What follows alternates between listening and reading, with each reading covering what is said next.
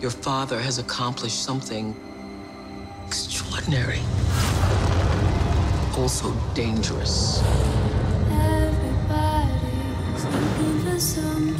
He's trapped by a darkness that's actively spreading throughout the universe.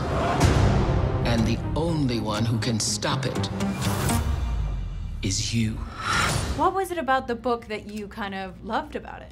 You know, the thing that captivated my imagination about this story was a young girl at the center of it, hopping planets, finding the light in herself and saving the universe. The whole story, you think it's about her finding her father, but it's not about her finding her father. She finds him, she takes him, and then she keeps going on this fantastic journey. And the fact that Disney was down to make that a girl of color, it just really, I was like, I'm in, you know, and it really just pulled at my heartstrings, captured my imagination. Yeah. Talk about why that's so important today, the theme of like fighting good versus evil. Well, we live in divisive times and dark times. You know, there's a lot of chaos around young people. And you have young people asserting their voices saying, you know, we want to be safe and we want things that way, this way. And I think, you know, this film meets that moment in a really interesting way. This is really for little kids, younger kids, kids 8 to 12. People who are young and, like I say, young at heart. When you watch the movie, I watch it as the 12-year-old Ava, all the things that I hoped and dreamed that I wanted to be, and those things have changed, but still that sense of magic that I loved as a child, we tried to bring to the film for all ages. Yeah, and it's also like a story about loss a little bit, which you kind of talked about, but has there been something in your lives that maybe something you lost that you kind of, how did you deal with it? Was it faith? Was it prayers? Was it family? Yeah.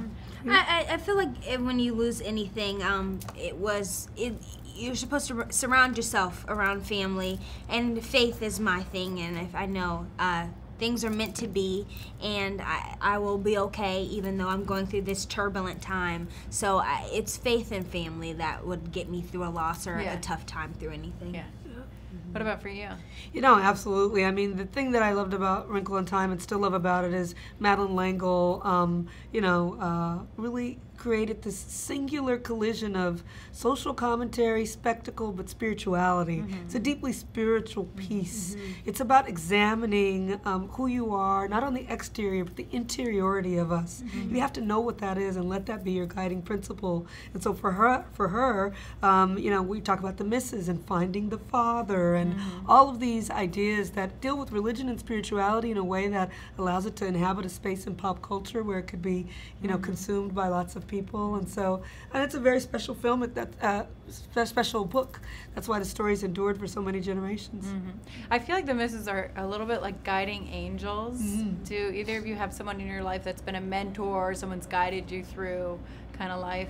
I would say my mom. She's always been there for me, and she's always teaching me new things, and I know she has my best interest at heart, so she is like my angel and my big sister. Yeah.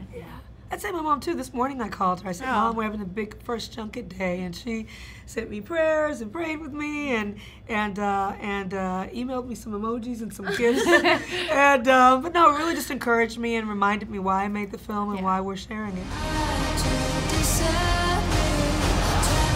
You're going to be tested every step of the way.